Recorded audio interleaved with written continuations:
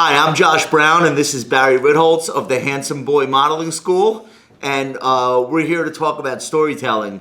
Once upon a time, when I began in this business, the first thing I was taught was how to tell a story, usually about an individual stock and why it was about to make everyone rich. Barry, I think, was on the other side of that equation where he would teach the brokers how to tell a story about a specific stock. But the process of constructing portfolios has changed, and now we build them based on data, and the story part comes after. Is that what you're trying to say? That's right. And well, here's the crazy. So let me set this up, though. You wrote a post for Bloomberg about this very topic, how the paradigm's been flipped on its head. So start from the beginning. Sure. Go back to the 1980s or 90s. I would love to, by the way. Well, I was a little thinner back then, and you had a little more hair back then. Thank you. But 1980s, 1990s, portfolios were actually constructed through that, what we now call nonsensical storytelling. Right. In other words, here we really like this management. We think this product pipeline is great. They're going to surprise to the upside. These were stories that managers were either told or told themselves when they were building their portfolios. And the ironic part is that afterwards, these mutual funds would be sold not with stories, but with data. Right, they would retrofit a storytelling portfolio. They would try to find the data points that That's make right. it. Top value line performer, Lipper Analytics, top 10%. It's the highest performer on this. Plus, every publication in the world had their top 20 mutual funds for the coming year. Ironically, all of them were based on past performance of the prior year, despite Wall Street's favorite disclosure. So what's different now? So what's different now has been the rise of the quant, the rise of indexing, ESG, smart beta, fundamental indexing.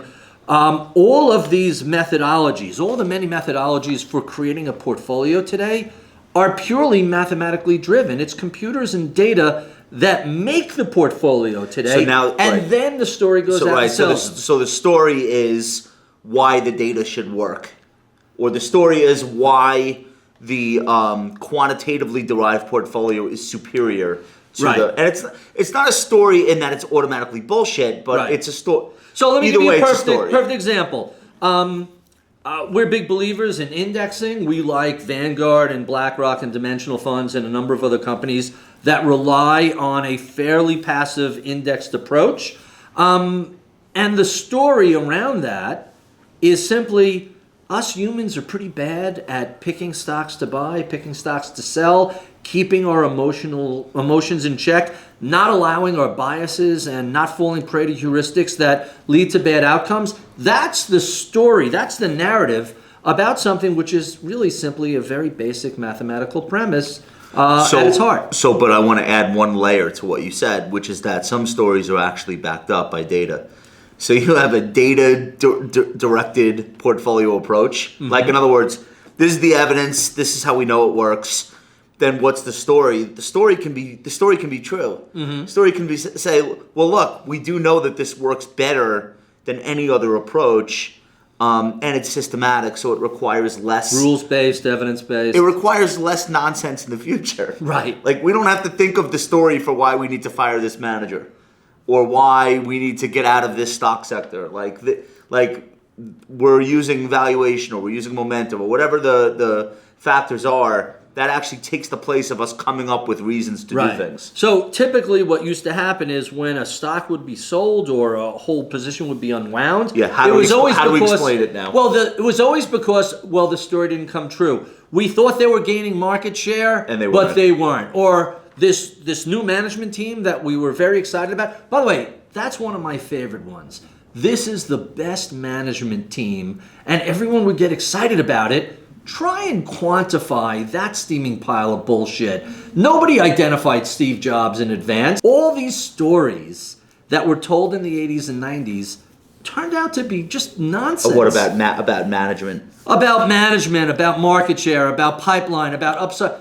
If it wasn't nonsense, it was random. We think this company is gaining market share and they're going to surprise to the upside. My favorite story of all time, if you're old enough to remember this, In the 1990s, there was a little company. The story was they were going to revolutionize the computer industry, Iomega. Their little drives were going to place floppy disks and hard drives. And the story got so crazy on the Yahoo message boards and the Motley Fool boards. The company's headquarters... It was the first story, though. That was the first story that started on the internet about and any caught stock. fire. To the point where the locals who lived near the company's plant in Utah would drive by the factory on a Sunday. If the employees' parking lot was filled with cars, hey, the story is these guys are working overtime because they can't meet the demand. It's going to be a fantastic upside surprise. So this is where I would differ with you. I still think that those stories are driving stocks. They just are driving portfolios less. Like the Tilray stuff, the weed stuff, like you can't tell me that people are any less excited about marijuana stocks today as they were about blockchain stocks in 2017. Right. Or, like But I that's think such a perpetual. small subsector. Look at the whole. I don't disagree with you. Pot stocks in 2018 were blockchain stocks in 2017. But when we look at the gestalt of the market, the overall investment dollars, so much of the story driving portfolio stuff has been replaced. That I agree. Has been replaced with the quant selection. Yeah, because you know what? I don't think you could be in business in 2019 and build a fund.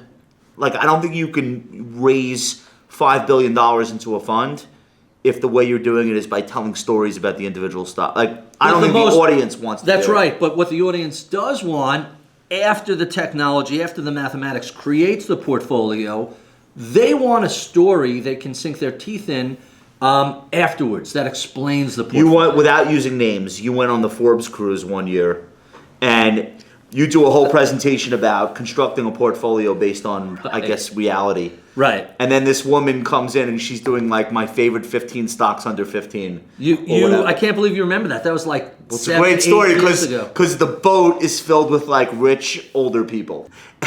Anyway, I think like the biggest takeaway from your piece is not just about the fact that portfolios are constructed based on real information, and then you have to find a way to market it in an interesting way.